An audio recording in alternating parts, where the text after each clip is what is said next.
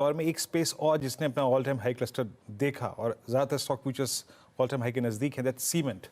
Cement में आपको earnings कैसी लगी और क्या इस स्पेस को अभी चेस करने का और मतलब प्राइस वाइज अभी मौका है सीमेंट पर? आपका व्यू? बिल्कुल वीरेंद्र जी, अगर आप देखते हैं सीमेंट का, तो ये क्वार्टर नतीजे से पहले आप पिछले 5-6 क्वार्टर के नतीजे देखिए।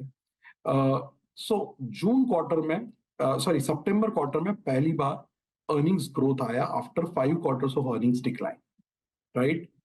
फिर ये क्वार्टर में फिर से अर्निंग्स डबल हुई है सीमेंट की, इन लाइन विद एक्सपेक्टेशंस थी, but year on year earnings have doubled for cement.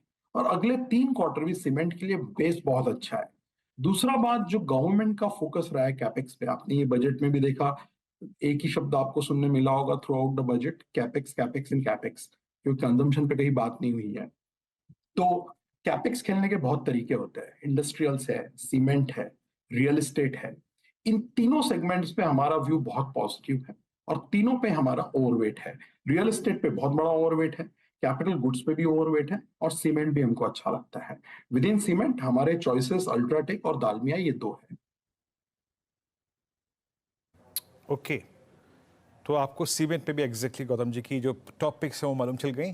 Gautam ji, एक स्पेस और जिस पर आपका काफ़ी पॉजिटिव कमेंट्री रही भी है, रियल स्टेट स्पेस। डीएलएफ आज अपने 52 वीक हाई पे खड़ा है और मेरे ख्याल से ऑलमोस्ट एक दशक के हाई पे खड़ा है, 1.5 दशक के हाई पे खड़ा है।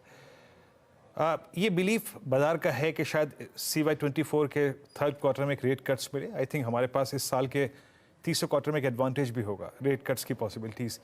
अभी इस बार के नंबर्स आपको रियल स्टेट में सबसे ज़्यादा कहाँ इंप्रेस करके गए, और एक दो स्टॉक फ्यूचर्स जो आपकी प्रिफर लिस्ट में है इस वक्त रियल स्टेट में?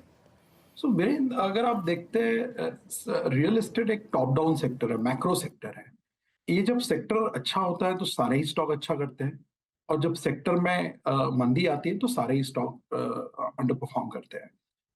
हमारा व्यू इस पे पॉजिटिव इसलिए है क्योंकि हमें लगता है ये साइकिल जो 10-11 साल डाउन साइकिल में था ये सेक्टर, उसका अप साइकिल अभी केवल 2 ही साल हुआ है। साथ में जो अंडरलाइंग फंडामेंटल्स है, चाहे कस्टमर का अफोर्डेबिलिटी हो या बैलेंस शीट्स हो, एग्जीक्यूशन है, प्री सेल्स है, सारे जो ऑपरेटिंग फंडामेंटल्स है काफी पॉजिटिव नजर आ रहे हैं।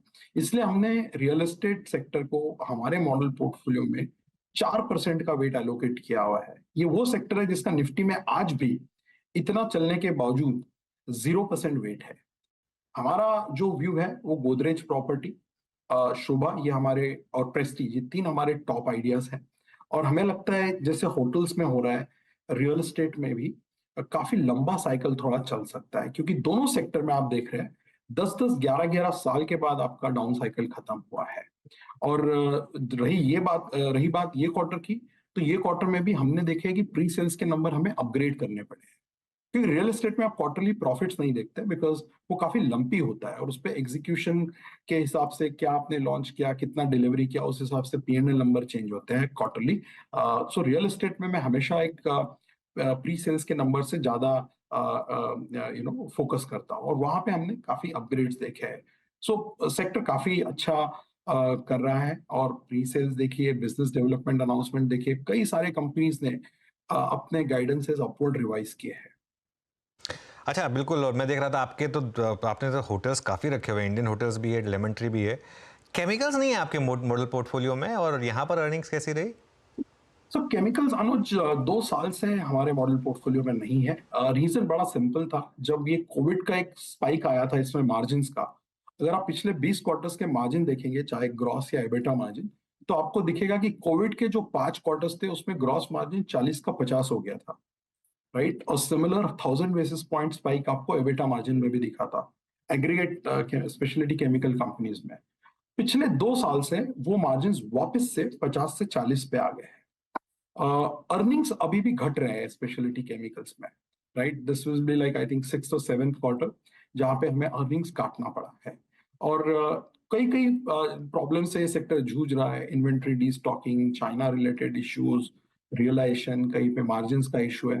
तो थोड़ा सा मुझे लगता है ये सेक्टर को अभी और कंसोलिडेट करना होगा, नंबर्स ठीक होने होंगे, बिकॉज नंबर्स नहीं परफॉर्म करने के बावजूद अगर आप वैल्यूएशन देखते हैं तो कोई बहुत ज्यादा आपको वैल्यूएशन में कंफर्ट यहाँ पे नहीं दिख रहा है।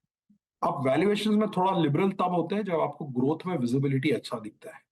वो थोड़ा सा यहाँ पे तकलीफ है। मुझे लगता है थोड़ा टाइम इस सेक्टर को लगेगा अपना मार्जिन से रिकूप करने के लिए या अपना परफॉर्मेंस टॉप लाइन पे और रियलाइजेशन पे रिकूप करने के लिए। गौतम जी, बहुत अच्छा लगा आपसे बात करके, as always thank you so much आज हमारे साथ जुड़ने के लिए। चलिए, बता दें कि मनी कंट्रोल पर दिए गए विचार एक्सपर्ट्स के अपने निजी विचार होते हैं। वेबसाइट या मैनेजमेंट इसके लिए उत्तरदायी नहीं है। यूजर्स को मनी कंट्रोल की सलाह है कि कोई भी निवेश निर्णय लेने से पहले सर्टिफाइड एक्सपर्ट की सलाह लें।